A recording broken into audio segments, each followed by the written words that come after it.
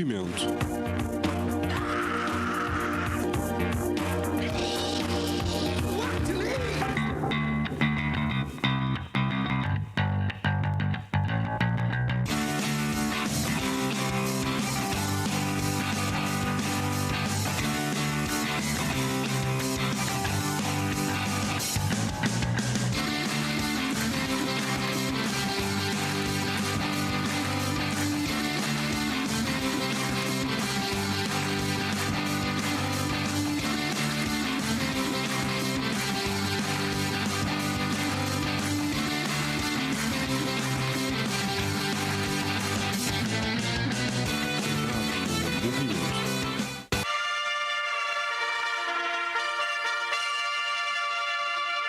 Late Night Rock. Seremos estudados, esta vida é de nascer até morrer. Quem és tu? Eu não sei, também não conto a ninguém. Cantar as rodas é tão bom. Puxamos todos para o mesmo lado. Estamos juntos, estamos juntos. Quem vai estar convocatória geral, voltou ao federal.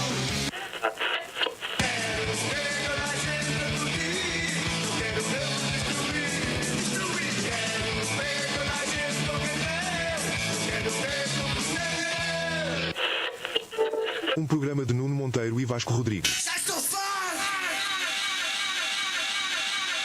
Ora, muito boa noite, bem-vindos a mais um Late Night Rock aqui na antena da Rádio Movimento PT Online. Vasco Rodrigues ao comando de mais um Late Night Rock. Este que será o último Late Night Rock neste horário, ok? E portanto o Late Night Rock começa para a semana. Na próxima semana já estamos na quinta-feira às 23 horas, portanto voltamos a ser o último programa da noite, tal como o nosso nome diz, Late Night, 23 horas, quinta-feira, e portanto hoje é o nosso última emissão às 22 horas e à terça-feira, e tal como eu tinha avisado no nosso último Late Night Rock, hoje temos mais um projeto para divulgar. Este projeto vai ser, vamos lá ver, vai ser um bocado complicado não de falar sobre o projeto, mas vai ser um bocadinho complicado de conciliar esta entrevista, porque tenho os dois integrantes do projeto em Zoom, portanto não estão aqui fisicamente, porque um deles está no norte do país e no outro está nos Estados Unidos da América, e portanto vai ser aqui uma entrevista a três, meio português, meio inglês, portanto espero que gostem e que estejam aí preparados para conhecer este projeto que se chama Time and the Moth. Já devo ter os dois aí. Paulinho. Hello. Aí está. Como ele. estás? Estás bem? Tudo ótimo. E já devo ter, I may have Aaron already here as well. Aaron? Como está? Very well, thank you. And you? Very well, thank you. Okay. Great. Okay, so Good. my first question is in English and is directed to you. How did you meet Paulo and how did this project come about? Well, first of all, thank you for having me. And he used to travel to America doing a strip show. And I was hired to be a bouncer because I look tough, but I'm not. But I was hired to be a bouncer, and I thought, that guy, he looks good, but he sounds good too. So I should maybe give him my email. Ok, então, Paulo, queres tu traduzir como é que vocês conheceram? Ele estava a dizer que me encontrou quando eu fazia viagens tipo na América, fazia roteiros de strip clubs, isto é literalmente as palavras dele, hein? Certo. Fazia roteiros de strip club e ele tipo olhou para mim e disse, epá, aquele gajo parece-me bem, tipo looking good, né? mas também soa bem. E então ele estava contratado para ser o bouncer, para ser o porteiro da cena, mas nada, ele estava, estamos a brincar, claro, estamos a brincar. Não, mas foi uma cena através de um amigo do Cuspo. Mas ele consegue explicar melhor, ele consegue explicar bem, de forma mais séria. Mas tudo isto vem através do Cuspo, em conversa com ele. Podes-lhe fazer a pergunta. E se quiseres, eu falo também um pouquinho em inglês para estarmos... Sim, à vontade, claro que sim, para ele não se sentir um bocadinho à... Try and speak a little bit of English so Aaron can understand Thank we you. are talking about. Maybe it would be a little bit better. I'm a little bit dyslexic, so if I mess up something, it's just like our music. Nothing just need to be felt and sang and out there. Yeah. So you embrace the error. It's okay. Yeah. Yeah, nothing in life is perfect, so why should we try? No. Okay, so Paulo was talking that both of you getting together has a mutual friend to blame, sort of, okay, or to congratulate in this case. Do you want to talk a little bit about this and why Paulo and why Portugal? So, back in 2013, I did a recording project called Lumbar, released on Southern Lord Records. I think it actually came out 2013 or 14. Anyway, 13, and that was with Mike from Yob and Tad from Tad, the grunge legend. And I did all the music, and I had Mike and Tad do some vocals, and then Greg Southern Lord graciously put it out. That record sort of spearheaded my next generation of doing project records with singers. And over the course of many years, I've asked other people that I appreciated or looked up to or thought would really complement the music that I worked on to be part of the next project or the next project. And so many friends have said, yes, this sounds great. I'll do it. I'll get right to it. And they never did. And that's okay because our lives get busy, or we have families or children or other full-time bands that take priority, as all of my projects at this point are just recordings. The project known as Lumbar became the Lumbar Endeavor, as it was just me moving forward. And there was a time during COVID that I recorded and released a Lumbar Endeavor record every month. And I think it was 7 or 8 in a row.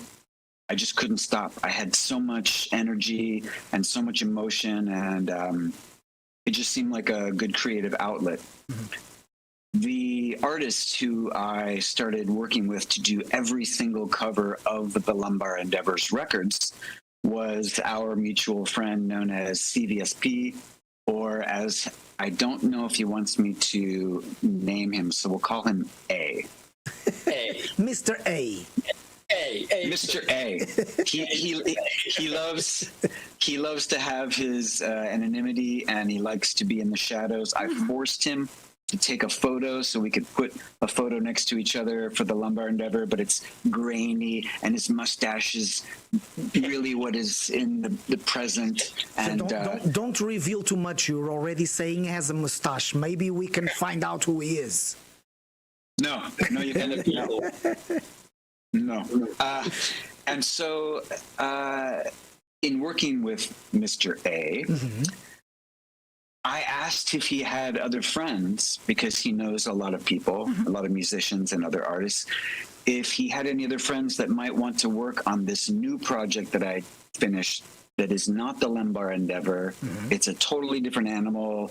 It's got a bit more rock and a bit more hardcore, maybe some Fugazi. And he immediately passed me on to Mr. P. And Mr. P said, I don't know you. Why are you stalking me? No, I didn't work at a strip club. And I was wrong. After a little bit of that fun, he said, let me hear what you have and let's check it out. And I sent him the songs thinking he would say yes and never commit, and we would just become friends, and that's it. But not only did he say yes and we became friends, but he committed fully and recorded all his vocals.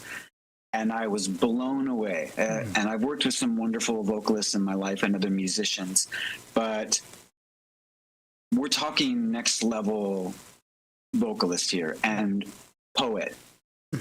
So for me, you can nod your head all you like, Mr. P, but it really changed my trajectory of my creative output when you have somebody so positive with a message, with a poetic and with such meter that it seemed flawless. I was amazed at how quickly it came to them and to me back.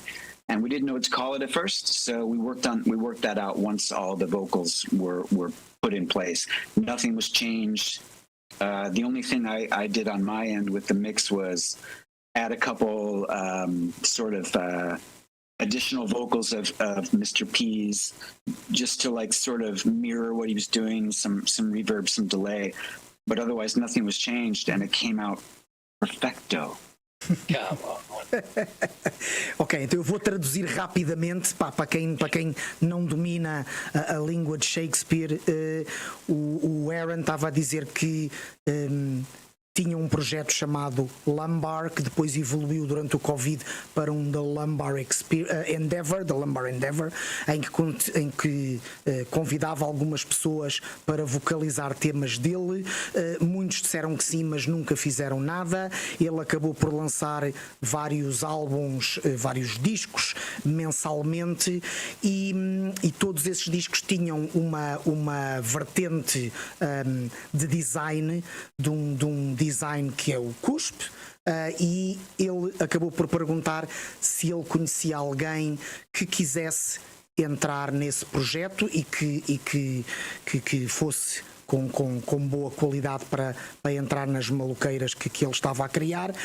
O cuspe acabou por referenciar o Paulo Rui. Entraram em contacto. O Paulo, palavras do Aaron, não só disse que sim, mas agarrou no projeto com ambas as mãos e fez com que o Aaron ficasse muito, muito admirado com o produto, com aquilo que aconteceu, de tal maneira que acabou por quase não tocar naquilo que o Paulo acabou por fazer e apenas deu uns toques mais ou menos nas músicas, mas que foi quase inexistente o trabalho a posteriori daquilo que o Paulo lhe tinha enviado. Acho que foi um bom somatório, Paulo, daquilo que ele disse. Sim. Okay. Okay, Aaron, so I've translated roughly what you've said. Now I want to know, why did you call it Time and the Moth, and why did you find the need to create this other project and not incorporate Paulo in one of the millions of projects that you already have? The idea is there. Because there were already millions. I think the name was secondary because Polio said, I've written some lyrics. I'm sort of on this theme, and I'm in this place and thought of how focused we as human beings, all of us, no one's perfect, how focused on screens we are. And there's screen time like this, where we are offering wonderful banter back and forth and sharing ideas and learning from each other. But then there are the screens that we just scroll, and we just don't stop until our battery is dead on our device. And then we're mad that the battery died and we don't know why, and we're still trying. So it was Polio that came up with the idea and of the project in general with its theme. And I just liked the idea of time being short. So I guess his idea was, we're focused on screens. And my idea was like, man, we're running short on time. What should we do with it? And then, correct me if I'm wrong, but then we both started thinking of like, what animal could be like a mascot, could be involved with this. And it's nighttime music, it's dark, it's from the goth scene, and it's maybe moths are a wonderful, if not a bat, moths are a wonderful representation of being drawn to the light, but also drawn to the screen. We are literally moths drawn to something we don't understand and we don't even actually give too much care with. So I think that's how that came apart or came together. Probably might have some different ideas about that, or I'm actually totally wrong. But I think that's sort of... You're right. Yeah, it was something in between those lines for sure. We talked about like the changing and the moth representing all that and the time passing by. And we had like the hourglass thing and everything. So yeah, it was in between those lines for sure. Yeah. Yeah, and then maybe this is. I'll let you actually tell our Portugal viewers what I said. Sorry, I'll try to keep some of my answers a little shorter. Okay. No, don't worry. That's okay, don't worry.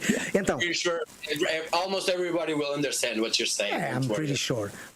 Mesmo assim, vamos traduzir então basicamente o que eu perguntei ao Aaron era porquê o nome da banda Time and the Moth e um bocadinho o enfoque na palavra moth, que é uma traça, e o Aaron explicou que foi um bocadinho ideia dos dois e mais se calhar talvez um bocadinho da parte do Paulo, que estava a entrar dentro do tema do tempo e do tempo que passamos nos ecrãs, e depois uma mistura daquilo que nós fazemos quando estamos a olhar para o ecrã, que nem sequer estamos a prestar atenção ao que estamos a fazer, é tipo um scroll contínuo.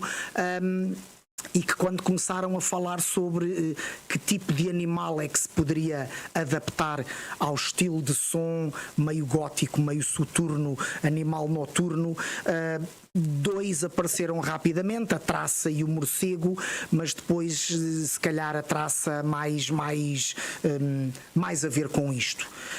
E a traça e a ampulheta. Yeah. A traça com a ampulheta metida lá dentro. Ok, so my next question, Paulo, maybe you can explain this one. The concept, and I understand the concept. I also know that, for example, the lifespan of a moth is very, very short. So a moth goes from caterpillar into the actual moth and dies within 1 week. So is that that way of thinking also behind the project, that we have limited time and we are running towards something that very, very quickly will disappear, will die?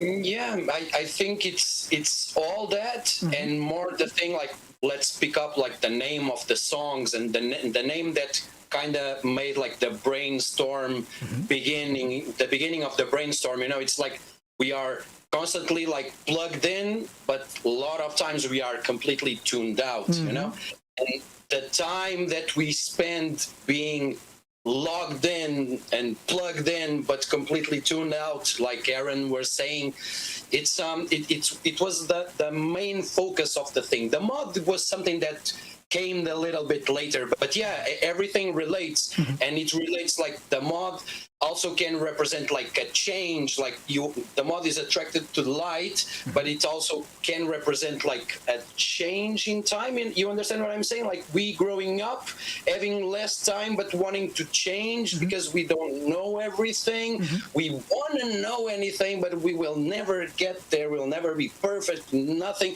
And mod can be a super pretty animal, insect for some, and it can be like a disgusting being for other people, and that's pretty much what we are.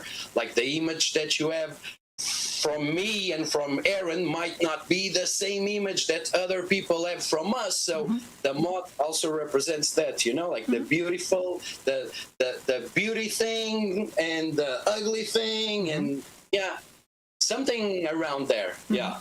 Okay, Aaron, you want to add something to this kind of subject? Yeah, none of that is true. So I'll correct you. No, I'm kidding. I'm kidding. Something my mother said earlier today. We're in the car running errands for her, and she's getting an eye exam, doing stuff. And she says, "What is this interview about?" And I said, "Oh, it's this band I'm in." And she's like, "Well, you're not in a band." And I said, I know. It's a project." She said, "Okay." And I said, I started to explain the moth, the caterpillar, into pupa, into moth stage, and she as a gardener is very used to insects herself. She knows more about them than I do. And then I played for her a tiny snippet of what we sound like. And she said, okay, pause it. And I paused it, and she said, "So when does it get beautiful like a butterfly?" And I said, "Well, I see your point, Mother, but it's beautiful for some. And maybe the point is that life is tough. And to his point, the light doesn't mean the same thing for everyone. Our time is short. As we get older, we think we know things. But then, like my father, who is currently in his own mental home, he's starting to go back to like 3 years old, like that Benjamin Button film. It's very much like that. And so I think there's this arc of our lives. And I, as a 53-year-old now, I'm starting to go down the other side. And for me, if you have this creativity and perhaps a message, be it positive, because most of the messages we're sharing are positive, they're just thoughtful and poetic, but positive. I think wherever we're going next, whether light there is, if there is one, and obviously nobody knows about that, now is the time, at least for older folks like me, to start preparing for whatever it could be.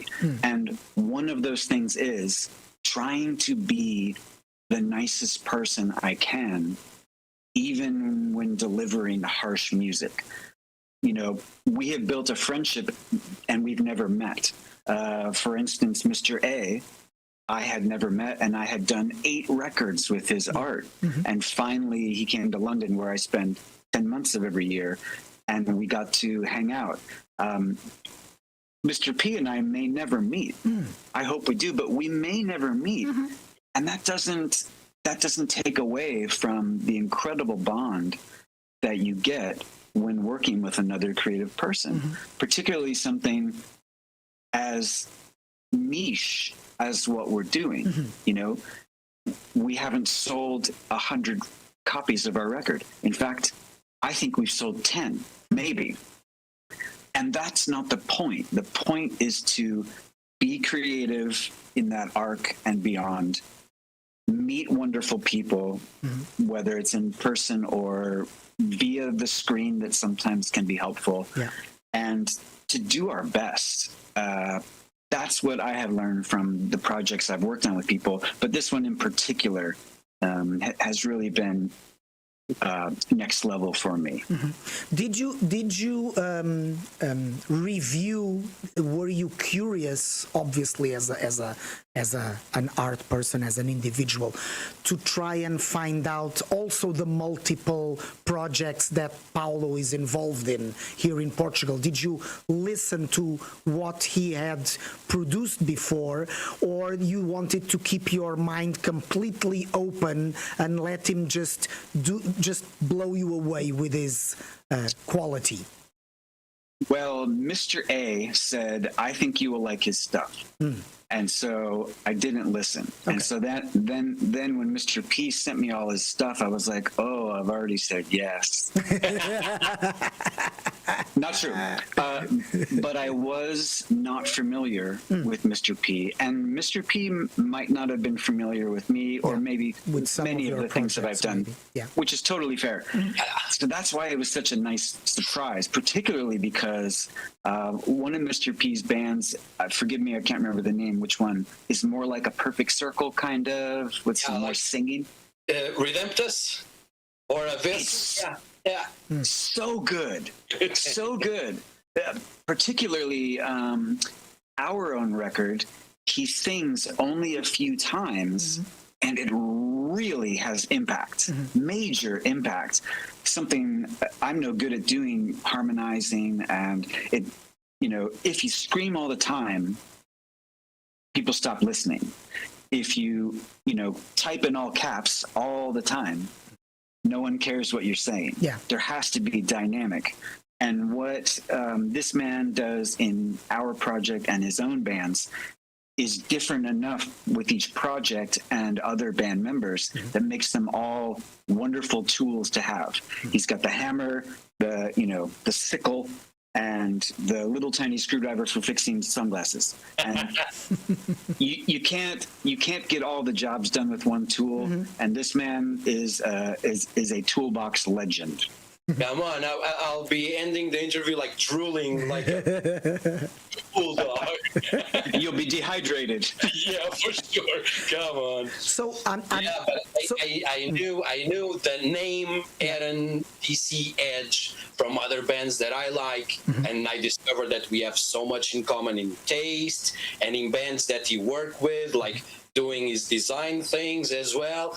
And so when he sent me the message, I was like, yeah, one thing that he said that is true is that why are you asking me? And like regarding the bands, if you listen or not, I really don't care. But the thing is, even if he does listen and if he's expecting me to do this kind of stuff, I will try to pull the rug.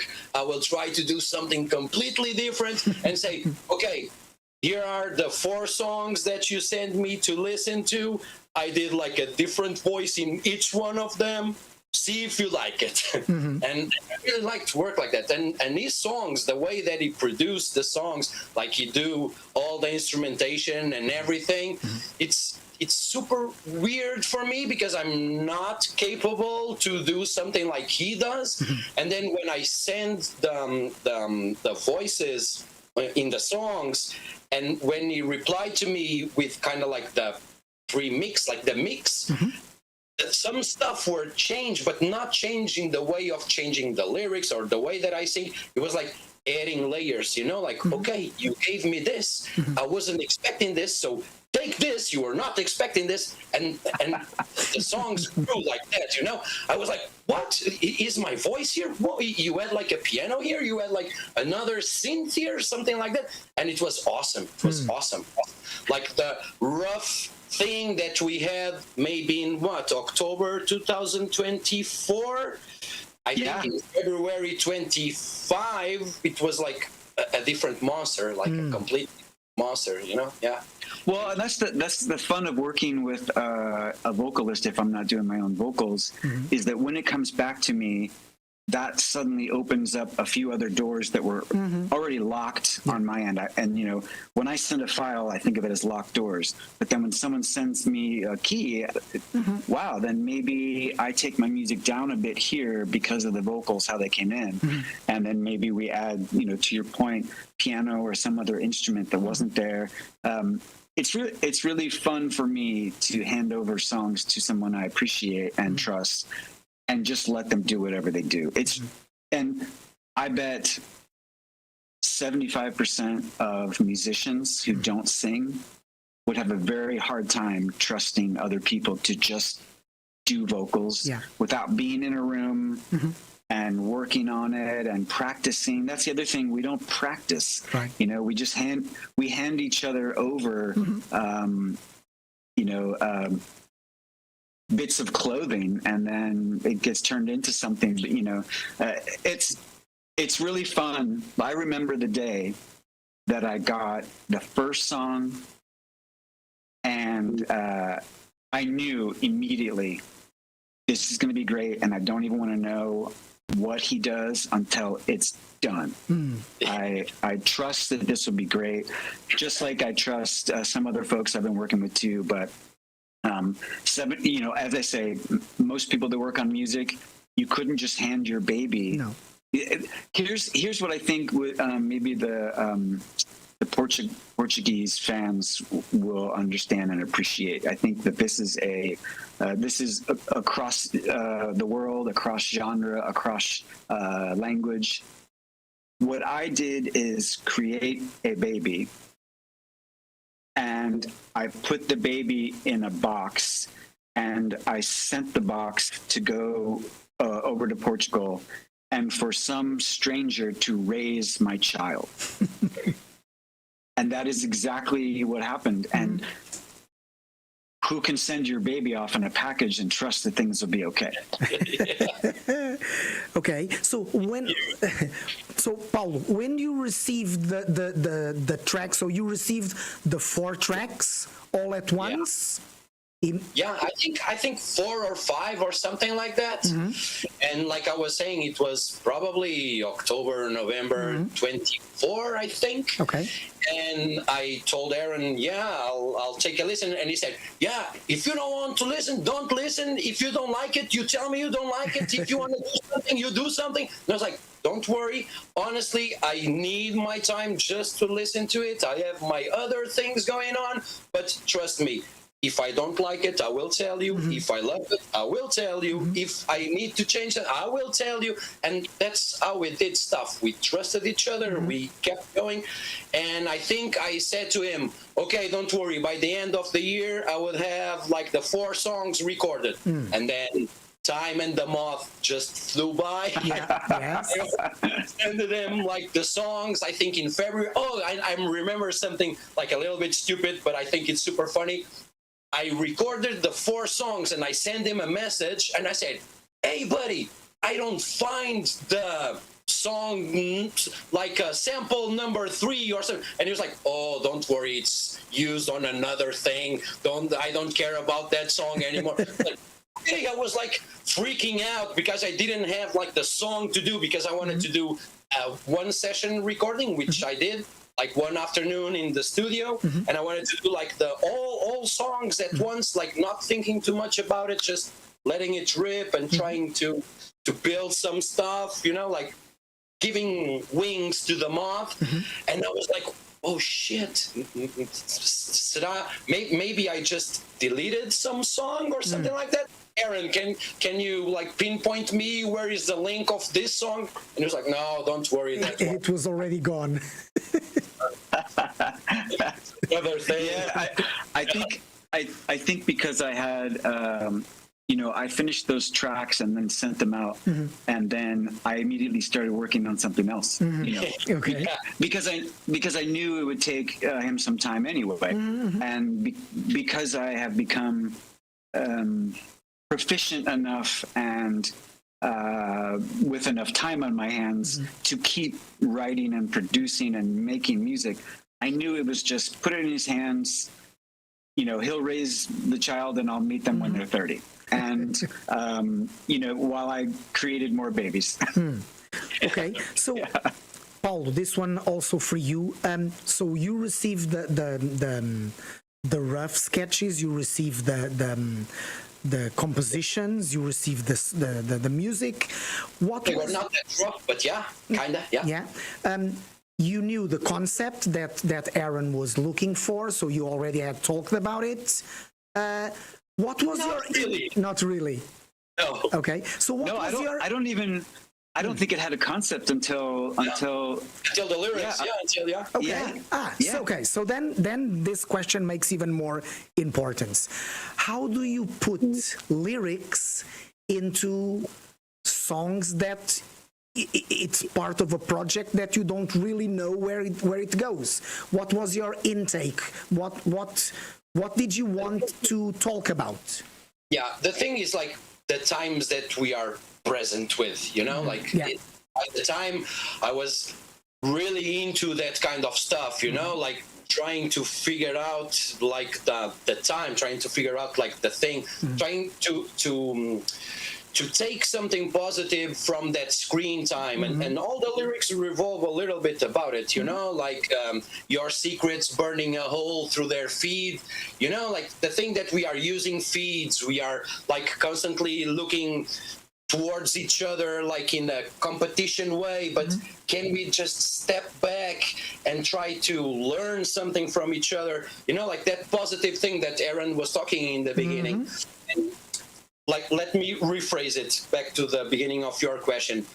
I always have a lot of things not written but in my head, like I think a lot and I write some sentences like all the time. I don't sit in the corner of the room like with a book saying, okay, I need 4 songs for tomorrow and I write it. No, usually I take my time during my normal day to write something up, and then the music makes you feel stuff, and I thought, what better than someone who is sending me this stuff via my feed, Yeah. And I have this kind of work in progress going on here.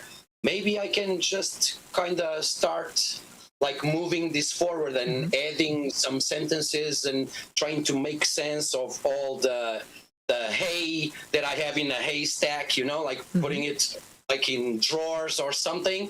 And yeah, it was pretty much like that. I don't know. I know what you are trying to ask me. I don't have like a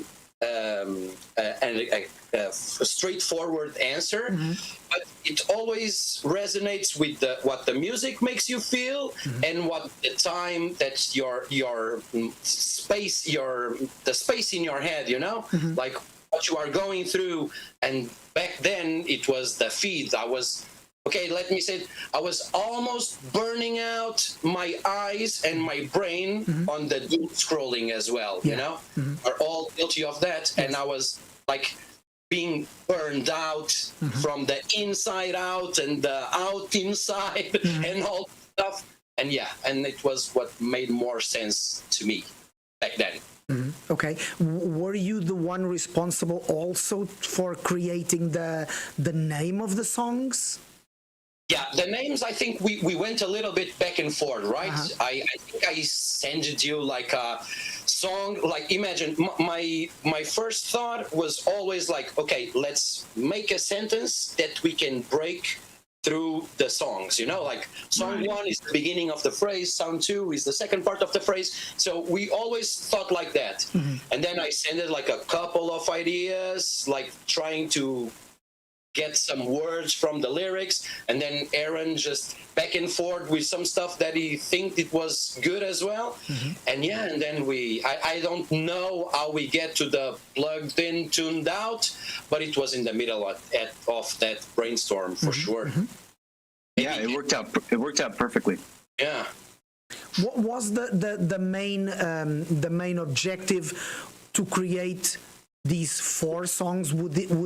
Or you thought, because Paul said you gave him 5 or more maybe to work on, was the idea just to limit this to 4? When did you make that decision?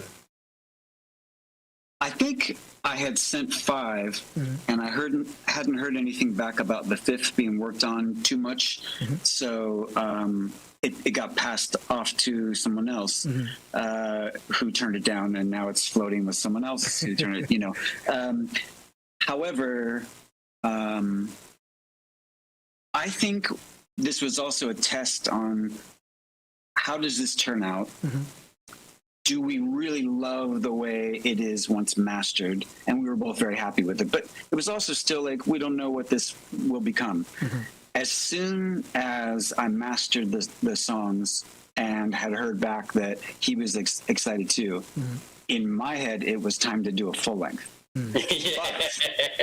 But I am reminded by other creative people that I work with that just because I have enough time to create full lengths all the time, other people have things going on, as we said before, family, other bands, work, just life. I mean, getting out into nature, we both appreciate that. We need time to do things that aren't just recording riffs.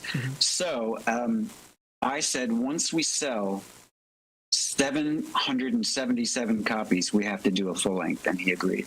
So on the works. Well, I mean, but that's the logical follow-up question. Will there be a second installment? I think, like, let me be completely honest. We exchanged like a lot of ideas. We talked about other styles of music. We We talked about like how do we say cover songs. We talked about doing a new thing, and honestly, from my part, and I know that for his part as well, it will happen. We don't know when, we don't know how, but I'm pretty sure we will do it. Like, I think this friendship, it's not just that time in the mod, it's like the time coming. So yeah, I'm pretty sure like sooner or later we will end up doing some crazy stuff again together. I'm pretty sure. I fully agree. We just don't know what the transformation will be, and that doesn't matter. Yeah. That's, You know, it's kind of like my sister. She is a teacher, and one of the things she teaches at her school is about how far butterflies will fly in order to, mate. And the monarch butterfly here in, so my family lives in Georgia. When I'm not in London, I'm here in Georgia. It flies from Georgia and Virginia all the way across the entire United States and then down into Mexico. That's almost, I think it ends up being 5,000 miles. And clearly butterflies aren't flying real fast. So we are the butterfly that started out.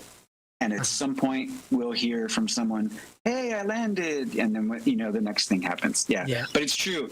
As soon as I knew that Mr. P was happy to work together, I immediately was like, okay, you're my girlfriend. We're getting married. Here's the next thing, and I already said like, hey, I did these cover songs already and passed them off to him. And he said, maybe we'll see. And I said, okay. And then I sent a hip hop project. I was like, what about this? Like, what about? And we exchanged a lot of things. Like, what kind of hip hop do you listen? Oh, I listen to this. Oh, listen to this guys and listen to this guys. Oh, I'm more into this kind of stuff. So yeah, we've been dating a little bit. Well, it's long distance. Yeah. But it makes sense because when you were talking about the process, all I could think of was Heron like being the rap producer creating the beats, and then Paulo being the rapper that would sing on top of the beat. So it makes total sense to be talking about hip hop at this point. I just hope that that this project, as you call it, would evolve. It's a shame that for the time being, I'm guessing it will be difficult to present it live, but who knows? Maybe one day we gather in London. Yeah. We go to the London Bridge. We bring like a boombox, with a synthesizer, and I'll be screaming on top of the bridge. And maybe, who knows? Maybe. We don't need to. We just need to share it. We just need to go. That's right. That's right. Who needs a stage? That's right.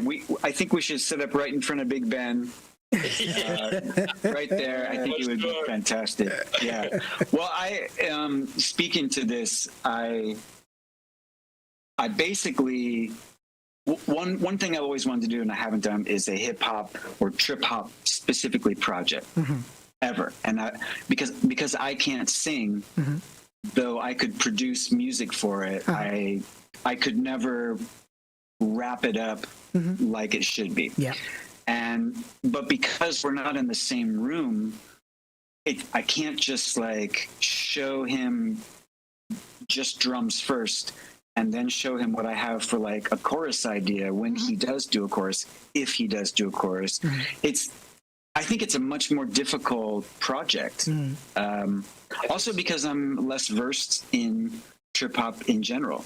I can, name maybe 5 bands who have done what I really love to do, and they've done it so well that it's a high bar. Yeah. And I know that I can rhyme, but I don't know if I can rap. I can rhyme, but I don't know if I can rap. Yeah. But I think that your singing voice could work over trip hop like Portishead, let's say. Come on. because she's not rapping, she's singing. Beth has that very specific, somber, always smoking beauty, eyes closed. She doesn't even care if you're looking. Yes. You know, I think that there is something to that rather than rap, but you never know. But I have so much stuff. If I showed you my folder of everything for the hip hop trip hop project, it might be more massive than the other music I'm doing that is hitting hard and you know, stuff like that. Continue doing it, buddy. Continue doing it. Yep. I until I can't. And that by the way, to back up. Yeah.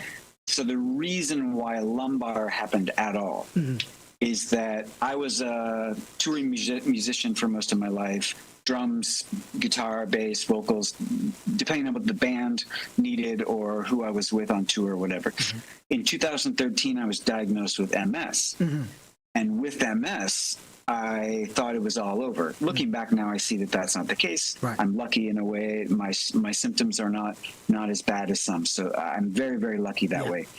But it meant I could no longer play drums. So everything had to be with programmed drums, with me just pushing buttons. Boom, boom, boom. Which is funny now. It's funny to say now, but at the time I was like, this is my life, you know? So moving forward, I've gotten better at drum production, but it's still not live drums. It's still not what we all want to feel, and we want every hit to sound a little different than the next.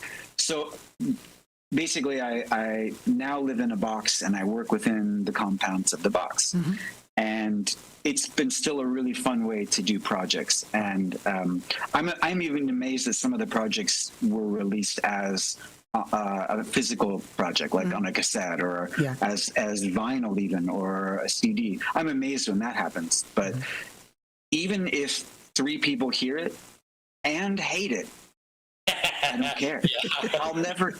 I think we both feel that way. I think we're always happy when one person even likes one part of what we do. You know, my mother downstairs, she doesn't like anything I do musically. And I mean anything except when I have done some like really mellow stuff with my dad's banjo, for instance.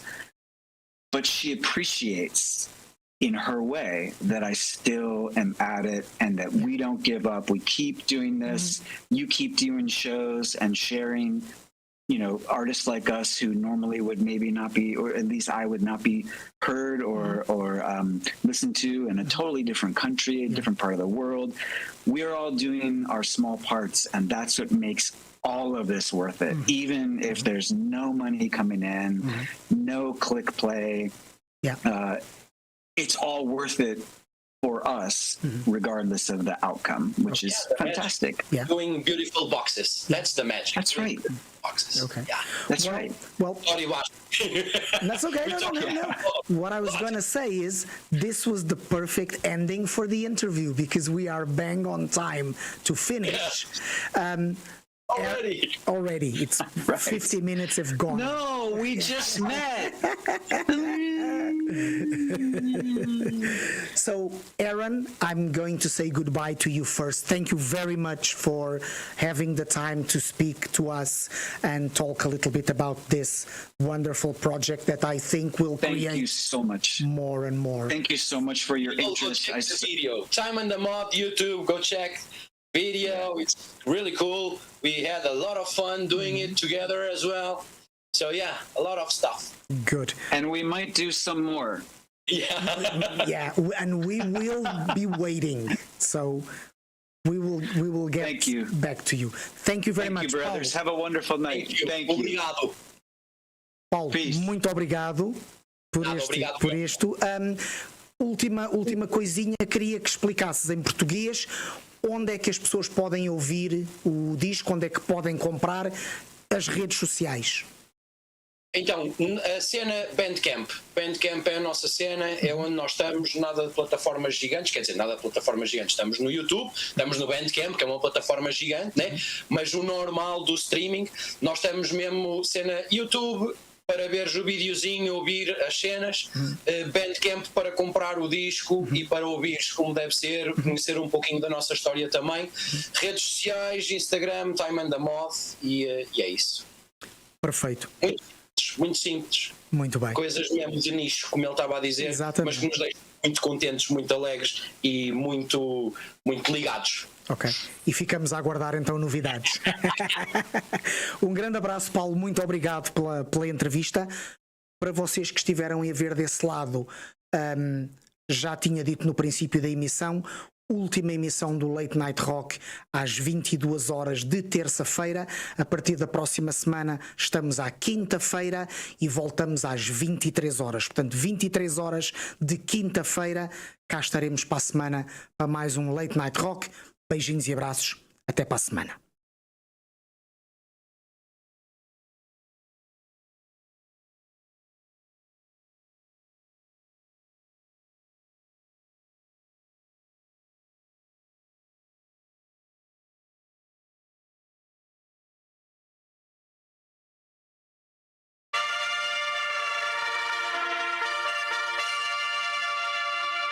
Late Night Rock. Seremos misturados, esta vida é de nascer até morrer. Quem és tu? Eu não sei, também não conto a ninguém. Cagar nas cobras é tão bom. Puxamos todos para o mesmo lado. Estamos juntos, estamos juntos. Quem vai ajudar? Convocatória geral, voltamos ao funeral.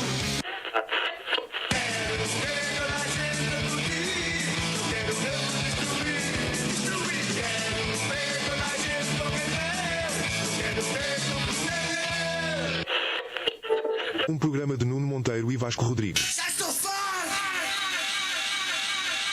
Olá, sou a Carla Flores e estamos aqui na Rádio Movimento.